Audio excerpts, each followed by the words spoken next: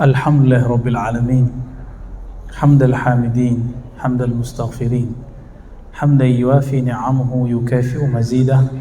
Asyhadu an la ilaha illallah, asyhadu anna Muhammadan abduhu wa rasuluh.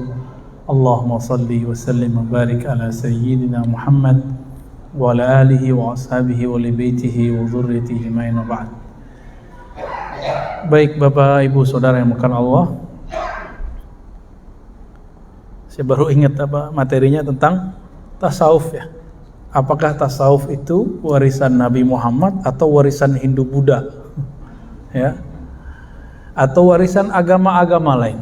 Nah, nanti kita akan coba lihat ya. Tasawuf secara bahasa itu ulama berbeda pendapat asal katanya apa. Apakah tasawwafa dari kata sofa atau suf atau suffah. Perdebatan itu panjang, sampai beberapa tahun ini orang masih membicarakan itu. Tapi kalau membicarakan tasawuf masih pada tataran ini ketinggalan zaman. Kalau membicarakan tasawuf bukan di situ, definisinya apa? Ternyata Imam ahli hadis namanya Al-Hafiz Abu Nu'aim menulis kitab dulu. Baru denger ya, Imam ahli hadis namanya Abu Nu'aim. Taunya Bukhari Muslim doang ya. Kalau orang ngaji hadis pasti kenal imam ini, namanya Abu Nu'aim Al-Asbihani. Siapa namanya? Abu Nu'aim Al-Asbihani. Imam Abu Nu'aim Al-Asbihani ini mengumpulkan riwayat dari Abu Bakar sampai zaman dia, perkataan ulama salafus soleh dan khalaf, ulama terdahulu, dan sampai zaman dia abad keempat, tentang kerohanian Nabi. Setelah dikumpulkan, muncullah definisi tasawuf, ratusan bahkan ribuan. Imam Zarruq bilang 2000, tapi saya hitung nggak nyampe. Jadi setiap sahabat itu mewariskan sisi tasawuf Nabi. Sahabat Abu Bakar ada tasawufnya apa gitu. Dan beliau memulai dari nama Abu Bakar As-Siddiq radhiyallahu ta'ala anhu. Maka bagi imam ahli hadis namanya Abu Nu'aim Al-Asbihani, tasawuf itu bukanlah lain dari ajaran Islam, tapi tasawuf itu sama dengan fikih. Fikih itu warisan fikih ilmu zahirnya Nabi, itu fikih. Contoh, sholat sah itu bagaimana caranya? Bersuci. Yang disucikan dalam fikih zahir atau batin? Zahir atau batin? Fikih loh ya. Rukun 13. Syarat supaya sah rukun 13 ini sebelumnya harus wudu, rukunnya 6. Hafal kan? Ya. Awal sama akhir doang hafal ya. Niat sama tertib. Lumayan lah. Ini semuanya dari awal sampai akhir menyebutkan kesucian zahir. Benar gak? Sholat rukun 13 dari niat, cuma niat yang pakai kolbu. Itu pun sekarang sudah dilafazkan usolli, ya kan? Aslinya kan itu di kolbu, Pak. Semua amalan-amalan yang dalam fikih itu semua amalan zahir. Nabi amalannya zahir saja atau ada batinnya? Ini beda dengan kebatinan ya. Batin itu artinya sisi terdalam dari manusia. Gimana? Di rukun 13 mulai dari pertama sampai nomor 13 ada nggak namanya khusyuk? Nggak ada. Adakah rasa menghinakan diri, khudu? Nggak ada. Itu di mana? Padahal Nabi ngomong nih, hadis yang sering kita dengar, sallu kama ra'aitumuni usolli. Salatlah kamu seperti kamu melihat aku salat. Ahli fikih memandang dengan mata zahirnya, ahli kolbu memandang dengan mata kolbunya. Muncullah dua ilmu yang berbeda. Satu namanya ilmu fikih, yang kedua namanya ilmu tasawuf. Jadi dua hal ini berbeda tapi tidak kontra. Loh kok sekarang ada yang mencoba membuat dua ilmu ini kontra. Yang kontra itu otaknya dia. Fikih sama tasawuf nggak kontra. Mana buktinya? Imam Zarruq, Imam Sufi, dia mursyid Thariqat Syadziliyah. Dia ahli hadis juga, Pak. Jadi dulu itu Sufi ahli hadis, itu biasa.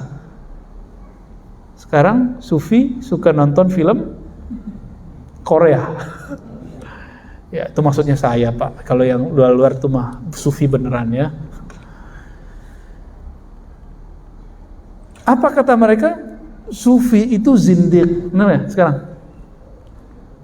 Dia anggap meninggalkan syariat. Loh tidak ada. Imam Zarruq mengatakan apa? Setiap ajaran hakikat, ajaran tasawuf yang bertentangan dengan fikih, maka itu batil. Setiap ajaran fikih bertentangan dengan ajaran hakikat, maka dia kosong.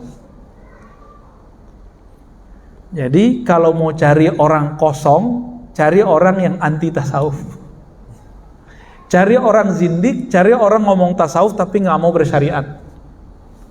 Kalau mau cari wali Allah, cari orang yang berfikih zahirnya, berhakikat batinnya. Wali itu namanya. Wali Allah, sufi.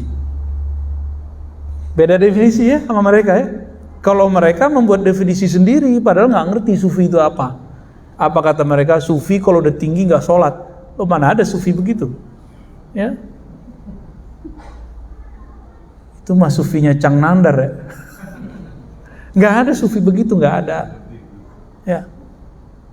Sufi kalau udah alim, udah kasyaf, nanti kerjaannya baca isi hati murid, ya itu mah kasyaf. Nggak mesti, ada yang bisa begitu, ada yang enggak. Itu nggak ada urusan. Sufi nanti bisa menghilang gitu, ya nggak ada urusan. Itu sufi itu orang yang bertasawuf, orang yang menjaga hakikat di dalam kolbunya supaya tetap terkoneksi dengan Allah Subhanahu wa Ta'ala. Tadi Bapak ini dari takbir sampai assalamualaikum badannya di sini. Ya. Iya ya. Tapi sebagian pikirannya nggak di sini. Jujur aja Pak. Jujur aja, ngangguk aja udah, saya tahu kok. Karena saya juga begitu. Untungnya kita dikasih zikir sama guru, dikasih ma'rifatullah sama guru, diajarin cara mengenal Allah lagi sholat. Maka ketika pikiran pergi, diambil sama kolbu, kamu ingat Allah.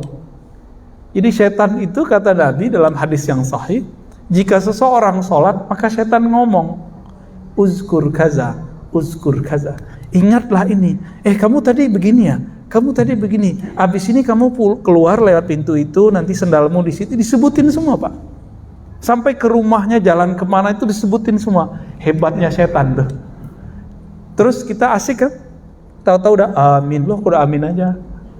Tuh yang senyum-senyum pengalaman semua tuh. Tahu-tahu udah ruku gitu ya.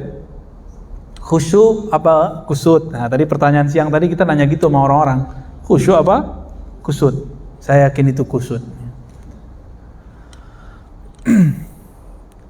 Para sufi itu mewarisi khusyuknya Nabi. Ahli fikih mewarisi rapinya zahir sholatnya Nabi. Maka seharusnya ini satu paket, zahir dan batin, jangan dipisah-pisah. Jadi kira-kira ini saya belum nyebutin hadis macam-macam, baru hadis sholat aja. Tasawuf bagian dari Islam atau bukan? Ya, bagian dari Islam atau enggak? Warisan Hindu Buddha atau apa? Emang orang Hindu Buddha ada bertorikot? Ada nggak orang Hindu Buddha zikir la ilaha illallah kencang-kencang? La ilaha illallah, ayo. Wah, Buddha dari mana? Syiah. Emang udah pernah datang ke Iran? Orang Syiah gitu zikirnya. Orang Syiah kalau zikir ya Ali, ya Husain sampai mukul-mukul badan. Kalau tarekat enggak. Dia berzikir la ilaha illallah, memukulkan kalimah itu ke dalam dirinya. Kalau orangnya suka ngerok Pak, itu zikirnya kencang. Sampai kemudian hilang suaranya, nggak jelas. Kayak suaranya Cang Nandan kalau lagi canda. Emang dia kalau lagi canda tuh suaranya begitu. Bener ya? Bener Bang Adam? Baik. Bukan itu perwajahan tasawuf. Tasawuf itu lebih umum dari itu semua. Maka Imam Al-Junaid Al-Baghdadi mengatakan tasawuf itu banyak metodenya. Setiap nafas itu ada metodenya. Ujungnya satu, berakhlak. Akhlak itu ada kepada Allah, ada kepada makhluk.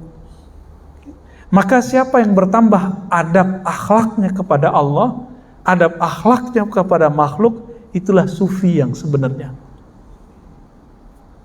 Ya mohon maaf kalau ada guru-guru di sini kan ngajar cuma budi pekerti, itu baru ke makhluk. Kalau ke Allah itu mesti bertasawuf. Mesti bertasawuf. Ya. Jadi tasawuf itu bukan hanya sekedar suluk-suluk. Suluk itu hanya salah satu metode dari tasawuf. Pakai tasbih itu hanya salah satu metode dari tasawuf. Tasawuf lebih umum dari itu. Masih ingat hadis Jibril, Nabi ditanya Islam, iman, ihsan. Fikih itu warisan dari al-Islam. Coba lihat, rukun Islam 5. Semuanya amal zahir bukan? Syahadat, sholat, zahir. Puasa, zahir. Zakat, di luar zahir kita malah. Ya. Haji, zahir nggak? Bapak haji pakai perasaan atau pakai badan? Saya mau ke Mekah nih, bisa begitu nggak? Nggak bisa Pak, mesti pakai badan. Saya mau zakat pakai hati, bisa nggak? Ustadz, saya cukup puasa lidah, puasa lisan, bisa nggak? Nggak bisa, mesti puasanya lahir batin. Karena ini lahir, turunlah namanya hukumnya, hukum fikih. Maka kalau belajar hukum yang ada di rukun Islam nggak lewat fikih, nggak sah fikihnya. Nanti bisa aneh. Muncullah di Jawa Timur dulu orang kalau sholat, dia sholat selalu pakai sendal. Karena dia baca hadis, Shollu ala ni'alikum. Sholatlah kamu pakai sendal, pakai tarompa. Ya, benar namanya gitu. Itu mereka pakai sendal Pak. Jadi aneh nggak? Kenapa nggak belajar fikih belajar hukum Islam lewat fikih? Sama, ada orang ingin mengenal Allah, merasakan khusyuk, tapi nggak lewat tasawuf. Muncullah, mohon maaf, buku-buku cara sholat khusyuk, tapi isinya nggak ada yang menyentuh. Isinya cuma sampai perenungan, merenungi makna, memahami teks, sampai di situ doang. Nggak ada yang betul-betul khusyuk yang Nabi maksud, itu nggak nyampe. Tanya semua ustadz hari ini, hampir semua mengatakan khusyuk itu memahami bacaan. Mampus Bapak yang nggak bisa bahasa Arab. Ya, menakutkan khusyuk kalau begitu Pak. Pada berhenti sekolah, bukan berhenti sekolah, berhenti sholat. Pak Bapak udah berapa tahun Pak sholat Pak? Dari kecil Pak ya? Udah 60 tahun? Dari dulu belajar bahasa Arab nggak? Enggak. Terus kalau ada ustadz bilang khusyuk itu harus mengerti yang dibaca, Bapak stres nggak mikirin itu? Ya, nggak mungkin itu. Orang Arab Badui itu betul mereka bisa bahasa Arab, tapi bukan berarti mereka bisa ngerti Quran Pak. Mereka sholat aja. Maka Arab Badui itu lagi sholat ada yang meludah, ada yang mainin tangan, ada yang ada cincin diputer-puter kayak anak kecil. Kalau lagi duduk dia mainin pasir. Nabi ngurusin sahabat yang begitu-gitu Pak. Jangan dikira sahabat Nabi itu semuanya seperti Abu Bakar, Umar, Utsman. Ada yang badui. Ada datang ke masjid cuma kentut doang, pipis doang tuh ada. Itu Arab Badui. Nabi ngurusin orang begitu dan gak pernah emosi, gak pernah bilang, ente zindik, masa masjid dipipisin? Gak ada. Sekarang cuma beda Sayyidina sama gak Sayyidina, kunut sama kunut, gak kunut. Ustadznya pakai doa jamaah, nggak doa jamaah, itu rame di masjid. Mana akhlak nabinya? Ya, maka ada ilmu yang ketiga, ilmu kedua iman, ilmu ketiga namanya ihsan. Ihsan itu yang melahirkan namanya tasawuf. Di fikih ada metode ringkas belajar fikih. Bapak kalau saya suruh pelajari cara sholat, buka Al-Quran, ketemu nggak rukun 13? Nggak. Di situ ada bacaan usoli, ada nggak di Quran?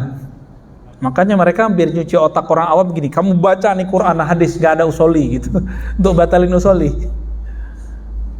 Emang nggak ada, ya. Dia aja nggak ada di Quran kok yang ngomong itu. Dibuka di Quran itu cuma perintah aqimus shalah, aqimis shalah. Dirikanlah olehmu sekalian sholat. Cuma begitu. Cara sholat di mana? Di hadis. Oke. Sekarang buka Sahih Bukhari, Sahih Muslim. Ketemu nggak cara sholat rukun 13? Hadisnya nyampur-nyampur, Pak. Imam Bukhari nulis mawaqitus sholah, waktu-waktu sholat, satu bab besar. Habis itu kitabul azan. Habis itu baru sifatus sholatin Nabi. Bukan Albani loh ya. Sifat sholat Nabi ala Imam Bukhari itu ada. Itu. Sebelumnya, setelahnya ada tambahan, ada wudu, panjang di situ. Dan gak ketemu tuh rukun yang 6, hadisnya banyak. Oleh ahli fikih, bahan-bahan hadis-hadis ini diringkas karena mereka sayang kepada umat, supaya umat yang sibuk bekerja di siang hari, sibuk mencari penghidupan di siang hari, agar mereka kalau belajar agama mudah. Karena Nabi bersabda, yassiru wa la tu'assiru. Hendaklah engkau kemas agama ini dengan mudah, jangan dipersulit. Sekarang mereka mempersulit lagi. Padahal Nabi suruh mudahkan. Apa kata mereka? Enggak boleh ikut imam, langsung aja ke Quran dan Sunnah. Kan mampus ntar murid-muridnya. Dicari di situ bab niat, di mana ada bab niat, Pak? Bapak lihat di Quran enggak ada bab niat di sini. Enggak ada, Pak. Surat Al-Maidah ayat 6 tentang wudu, enggak ada bab niat di situ. Tapi kalau ahli fikih baca, ketemu dia. Di bagian mana tersiratnya kata niat. Dibaca hadis tentang niat umum, innamal a'malu bin niat. Tapi kenapa hadis ini dijadikan bahan nomor pertama setiap amalan? Rukun sholat, rukun puasa, rukun haji, pertama pasti niat, ya kan?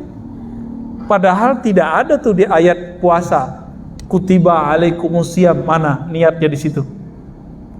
Ketemu di hadis, Nabi nggak bilang niat, Nabi mengatakan malam yubayyit lailan fala siyamalah. Siapa yang tidak tabyid itu artinya secara harfiah bayyata yubayyitu, menetapkan, menginapkan, macam-macam nih artinya. Ya. Ulama kita mengartikan meniatkan. Maka muncullah bab situ wajib niat puasa. Dari hadis itu maka ulama kita menganjurkan para imam setiap malam mengingatkan umat watawasau bil haqqi watawasau bis sabri. Tapi sama kawan kita dibid'ahkan lagi. Ya enggak? Kan repot begitu. Padahal ini memudahkan umat. Seperti dulu Umar memudahkan umat, Imam Syafi'i memudahkan umat, dan itu berkembang terus sampai akhir zaman. Jadi kira-kira kalau kita kembali lagi langsung ke Quran dan Sunnah, itu cara sholatnya nanti jadi amburadur nggak? Pasti amburadur, Pak. Nah, cara belajar fikih itu lewat mazhab. Lalu cara belajar tasawuf pakai apa? Ada namanya metode juga, disebut thariqah. Nah, thariqah ini ada yang formal, ada yang tidak formal. Yang formal itu seperti thariqah Naqsyabandiyah, tarekat Syaziliyah, tarekat Qadiriyah, itu formal. Formal itu gini, kayak sekolah, ada pimpinannya namanya mursyid. Ada asisten gurunya namanya khalifah, muqaddam, wakil talqin. Ada muridnya namanya salik. Ada tempat sekolahnya namanya surau atau tempat khalwat, zawiyah, ribat. Apalagi ada kurikulumnya, maka zikirnya dimulai dari A sampai ke apa gitu. Ya kayak sekolah. Saya mau tanya nih yang sekolah di pesantren, Nabi dulu ngajarin sahabat pakai kitab nggak? Selain Al-Quran, dimulai dari kitab Toharoh nggak? Bab bersuci gitu nggak? Nggak ada. Bid'ah nggak tuh? Kalau ahli fikih boleh buat begitu, kenapa ahli tarekat nggak boleh buat kurikulum zikir? Kok nggak boleh? Nah, maka kalau ahli fikih nggak ngerti ilmu tarekat, nanya dulu, gitu. Ya, maka bapak saudara ikhwan akhwat fillah, apakah tasawuf itu ajaran dari Nabi? Sudah terjawab, itu ajaran dari Nabi. Namun nanti metodenya disusun oleh para ulama sebagaimana ilmu fikih disusun oleh para ulama. Langsung saja ke Quran dan Sunnah. Kita tanya, Quran ini yang nyusun siapa? Ulama sahabat, siapa namanya? Utsman. Ini mushafnya Utsman itu beda loh dengan Ibnu Mas'ud. Beda tipis. Beda lagi dengan mushaf Ibnu Abbas. Ibnu Abbas surat Al-Bara'ah, surat Taubah ada bismillahnya. Tapi suratnya sama. Suratnya, susunannya beda-beda, Pak. Ada mushaf Ali. Itu dimulai dari ayat pertama turun, terakhir adalah ayat terakhir turun. Tapi nggak ada sekarang. Semuanya mereka serahkan kepada Sayyidina Utsman. Mereka udah sepakat, nih biar mudah untuk zaman sekarang. Jadi kalau kembali ke Al-Quran, itu sama dengan kembali ke ulama sahabat. Quran zaman Utsman, udah pernah lihat belum? Belum? Saya pernah lihat, Pak. Quran mushaf, namanya Masahif Utsmani. Bukan mushaf, masahif. Masahif artinya mushaf-mushaf. Ternyata beliau dulu menyalin 6 mushaf, dan itu udah paling keren di zamannya. Yang agama-agama lain juga belum pernah. Dikirim satu untuk beliau, berarti 5 keluar, satu untuk beliau. Salah satunya itu oleh Timur Leng, orang Uzbekistan. Disalin, kalau sekarang fotokopi, kalau dulu kan nggak ada mesin fotokopi, dikumpulkan ahli kaligrafi, khattat istilahnya, disalin semua. Saya baru lihat, oh begini model salinannya, sedikit beda-beda dikit dengan yang aslinya, hampir sama, nggak ada titiknya, Pak, nggak ada barisnya. Terus yang ngasih baris siapa? Yang ngaris harokat siapa? Tasdid siapa? Titik siapa? Ayo, siapa yang ngasih? Ulama. Katanya nggak boleh ikut ulama, langsung aja ke Quran dan Sunnah. Kayak istiqomah ini ya. Iya, temannya Bapak. Iya, jenggotnya sama, Pak. Ya, tapi itu jenggotnya tawadu, Pak. Mancing-mancing dia. Gak boleh Cang Nandar. Kata mereka apa? Langsung ke Quran. Quran ini yang menyempurnakan cara bacanya ulama. Bacaannya sama. Jadi kalau Utsman bin Affan baca, kita baca Quran kita begini nih, lengkap nih. Banyak awan-awannya kan? Ya kan? Ada baris-barisnya. Itu bunyinya sama dengan Utsman. Kalau dia baca Quran, kita dia nggak ngerti, Pak. Sama seperti kita nggak ngerti baca Quran Utsman, tapi teksnya sama. Cara bacanya beda, karena Utsman belum dikasih tahu cara harokat ini. Seperti kita nggak dikasih tahu model dulu yang tidak ada titik, koma, segala macam. Kita beruntung, Pak, hidup sekarang. Kalau hidup zaman dulu, Bapak ini harus hafal Quran semua. Ini cukup imam kita aja ngapal kan? Ini udah mau Ramadan, imam kita mulai murojaah nih, daripada al-hakum takasur mulu. Bapak saudara ikhwan akhwat fillah, maka ulama ahli zikir yang mewarisi rohani Nabi, mereka mulai membuat kurikulum. Kurikulum pertama masuk tasawuf adalah taubat. Taubat itu kalau dibuat ke belakangnya, di dalamnya ada namanya tazkiyatun nufus. Jadi tazkiyatun nufus itu sebenarnya subbab dari taubat. Taubat adalah bagian dari tasawuf. Sekarang mereka nggak mau menggunakan nama tasawuf. Pengurus masjid ikut-ikutan, takut ditinggal jamaah, Ustaz. Jamaah ikut Ustadz atau ustadz ikut jamaah? Ini kedua kali saya nanya dalam 2 hari ini. Saya mau nanya Pak, jamaah ikut ustadz atau ustadz ikut jamaah? Yang benar yang mana? Oke, jadi selera kajian itu seharusnya selera si ustadz atau selera jamaah? Tuh kan kebolak-balik. Yang kejadian hari ini selera jamaah yang dikemukakan. Ya jamaah taunya itu aja.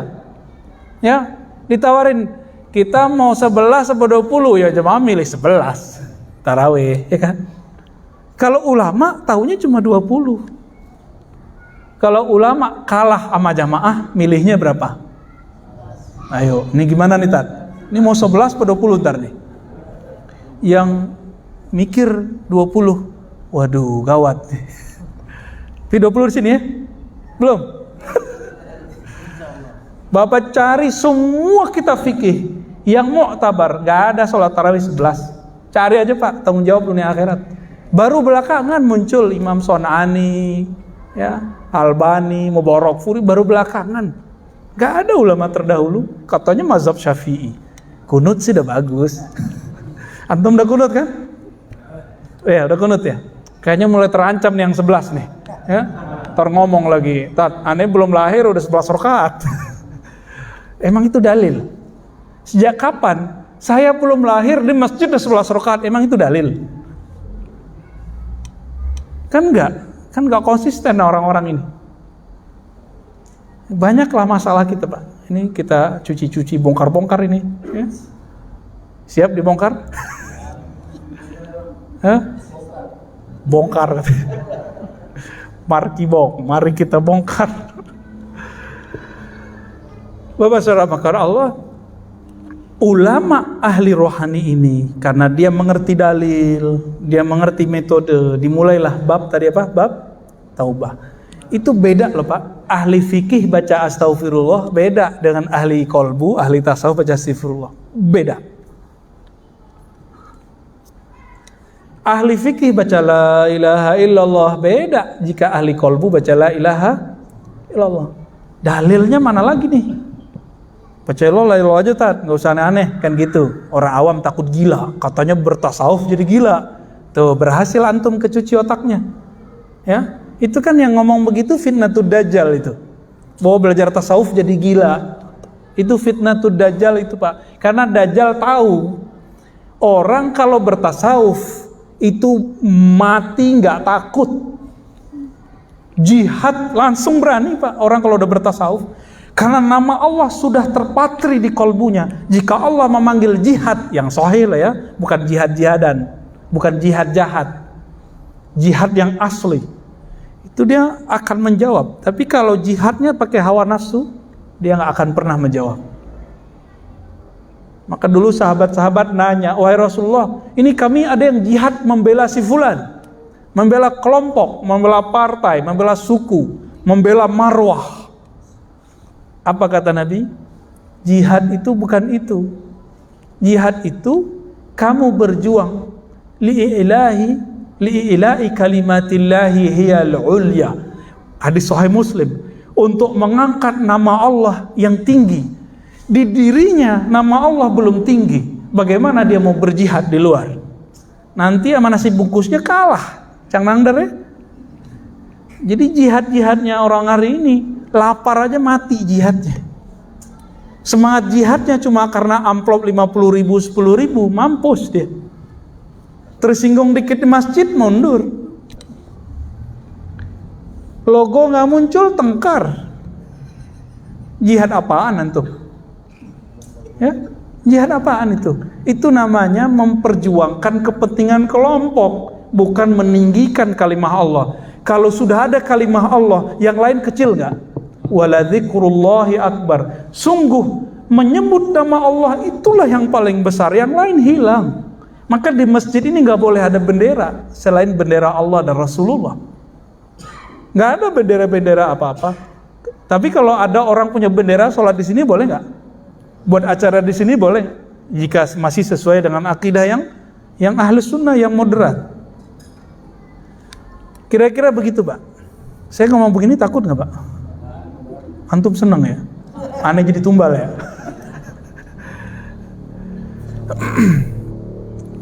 Ahli-ahli tasawuf ini karena di kolbunya dibimbing orang bertaubat. Karena ahli tasawuf tahu, orang bertasawuf itu bukan berarti suci, tapi justru belajar kalau kotor gimana cara menyucikannya. Saya mau sholat, tapi lagi junub, wajib nggak mandi wajib? Bapak berani nggak lagi junub, habis malam pertama subuh nggak pakai mandi, berani nggak? Baru pulang keluar kota nih, Cang Nandar nih, pulang-pulang langsung serangan. Subuh berani nggak sholat tanpa mandi wajib? Nggak berani. Kenapa?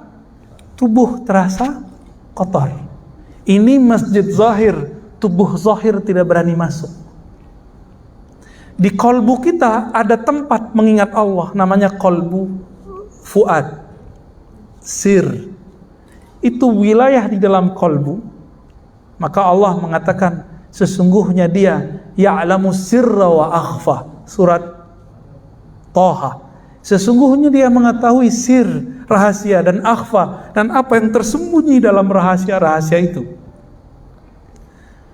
Kalau kita masih pakai junub rohani, apa junub rohani? Lalai mengingat Allah. Belum dimandikan dengan tobat, nggak bisa Pak masuk ke situ. Itulah sebabnya kenapa sholat antum tadi nggak khusyuk. Badan secara zahir sudah masuk ke masjid zahir, tapi nyawa kita belum nyambung dengan kolbu. Kenapa? Nyawa kita belum ditobatkan, nafs kita belum ditobatkan, belum bertobat dia.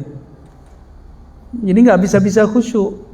Jadi kalau ada orang nanya, saya nggak bisa khusyuk, udah tobat dulu zahir batin. Kalau udah bersih, baru dia bisa masuk. Dosa zahir, dosa batin. Yang paling parah dosa batin.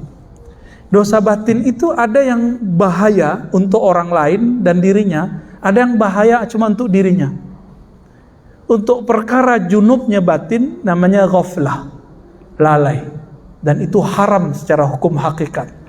Dalam surat Al-A'raf ayat 205 di ujung ayat Allah melarang wala takum minal ghafilin. Janganlah engkau wahai orang beriman menjadi orang yang ghafilin. Ghafilin artinya lalai. Maka secara Qur'ani lalai itu dosa. Kita bukan hanya di luar sholat, di dalam sholat aja lalai. Benar apa benar? Ya. Gimana dong Pak? Maka sholat kita ini gak bisa menghantarkan kita ke surga.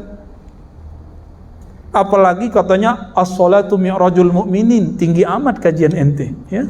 Sholat itu mi'raj orang beriman. Lah junub rohaninya belum beres, mau mi'raj, kapan mi'rajnya? Melorot ada Pak. Ya. Melorot iya, mi'raj enggak.